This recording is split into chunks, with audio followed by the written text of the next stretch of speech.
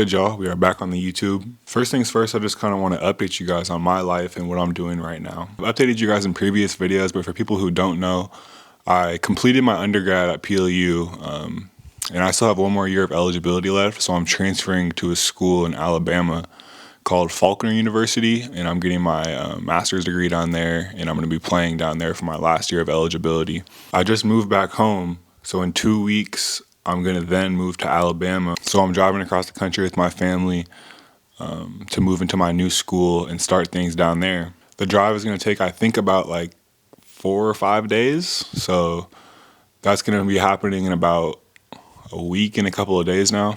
So I'm pretty excited for that, just to start my new journey down there, kind of get situated, get a feel for things. It's been nice to be able to move back home for a little bit, though. I've just been training, just hanging out with my family, not doing too much, kind of resetting. Another thing I wanted to touch on, as a lot of you guys know, I completed 75 Hard recently. If you guys don't know what that is, it's basically a 75-day challenge where you have to do 2 workouts every day, read 10 pages a day, drink a gallon of water every day, follow a diet plan, and you can't drink alcohol for those 75 days. And a lot of you guys were asking me kind of what my takeaways were from the experience. What were the most challenging aspects? What were the most beneficial aspects? Things like that. I would say that the biggest change that benefited me from doing the 75-day challenge was just realizing the time that I had during my day and the capacity that I had to complete things during the day if I got an early start. Throughout the challenge, there was a lot of days where, I had things to do. I was doing school. I had presentations, different things that I had to do during those days. With the challenge on top of that, it was hard a lot of the times to get all of those things, all those requirements in a 24-hour period.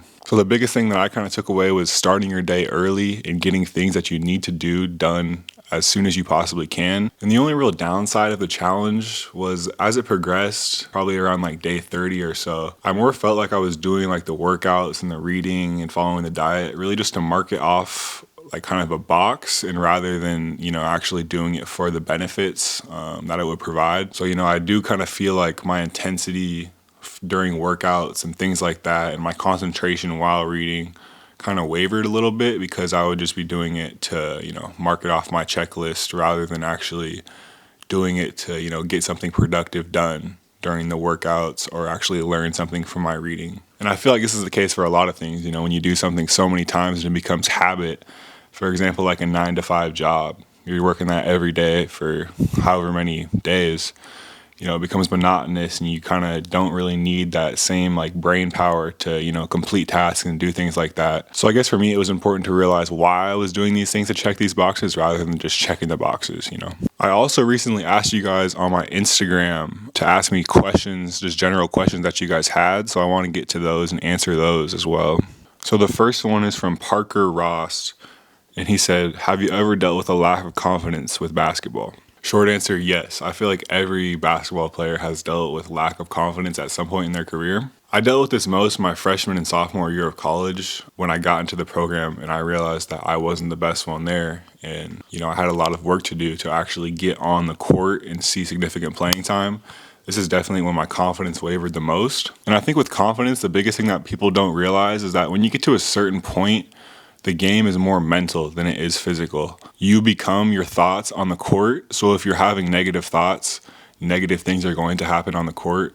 And if you have optimism and positive thoughts, positive things are probably going to happen on the court. So I guess that's kind of the mindset shift that I needed. And I realized more this last year than anything to really perform on the court. The next question from Jeremiah: who motivates you every day to keep getting better? This is a pretty good question. I would say really 3 people. My parents, obviously. I feel like everyone's parents motivate them. They're people who, in their careers, they started from the absolute bottom, climbed their way up to make a life for me, to make a good life for them. And their work ethic is really inspiring just to see what they have built over time. And the next person I would definitely say is my girlfriend. She was a super high level athlete herself, so she is always there kind of motivating me. She understands kind of the process and everything, and she's also one of my biggest supporters, so having her by my side through this whole process has been super nice, and she's amazing. So And the last question that I'm going to answer is, what got you to play basketball? I feel like I don't talk about this story enough, but I actually didn't really start playing competitive basketball until my sophomore year of high school, which is pretty crazy. I was a super competitive soccer player, and that's kind of what dominated my life. I had still played rec basketball, and I would still play for the school teams every year, but I never played like AAU. I never really played outside of practice or games or anything.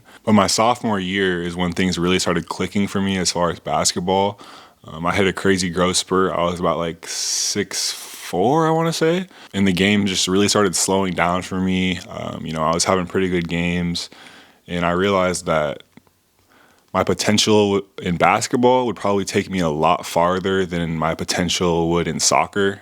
I genuinely loved basketball more, just because I think I was kind of burnt out with soccer. I had started playing competitively at like 4th grade year round. So by the time I got to my sophomore year in high school, it was like, man, I don't really enjoy this anymore. And also I think the Hoop mixtape era kind of really sparked my love for the game, for basketball. I remember watching Colin Sexton mixtapes, and that's really what kind of sparked my love for the game. What really made me like want to work out outside of practice and things like that. And I think that whole little Hoop mixtape era, I think it was like 2016 or 2017 or something like that. That really sparked my love for the game and really kind of got me into the basketball culture side of things. It's crazy to look at where I'm at today, just based off motivation off like YouTube videos. It's crazy. So now we're about to head to the gym, get a workout, get a lift in, and I'm gonna take you guys along. So stay tuned.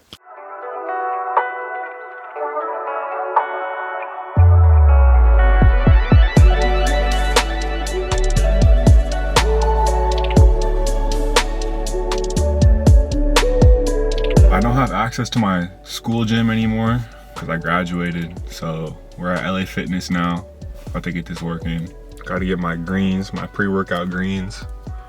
I thought this was gonna be like kind of like the Naked green juice, where it's like green but it still tastes good. But nah, it's got celery, lettuce, green char. Yeah, it does not taste good, but gotta get the greens in anyways. We locked in.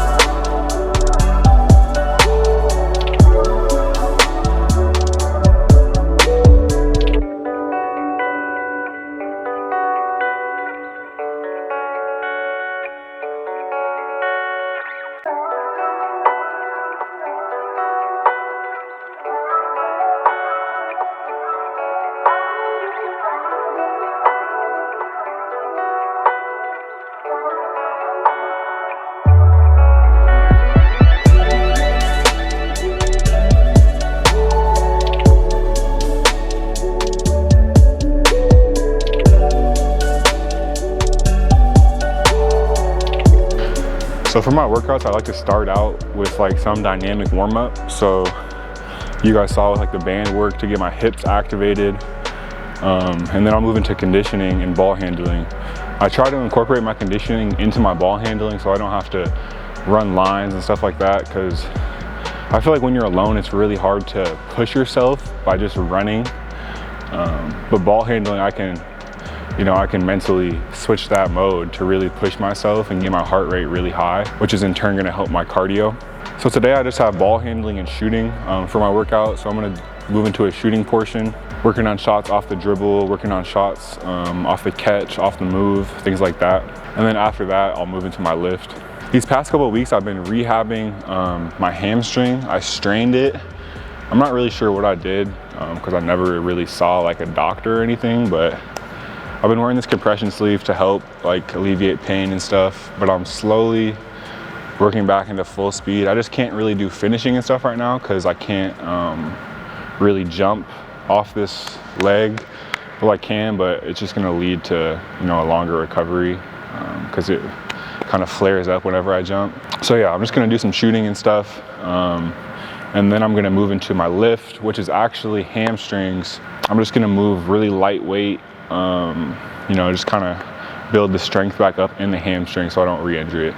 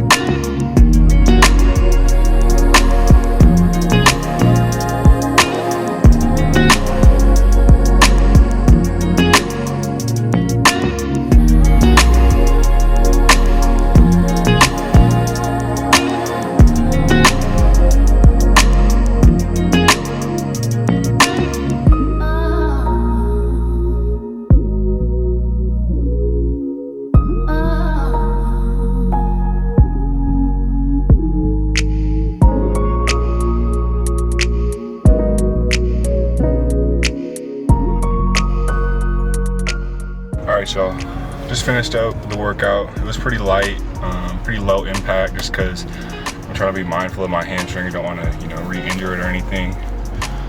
Yeah, but now we're back to the crib and really just chilling for the rest of the day. You don't got school or nothing, so I might edit this video low key, try and get it up as quick as possible, but yeah.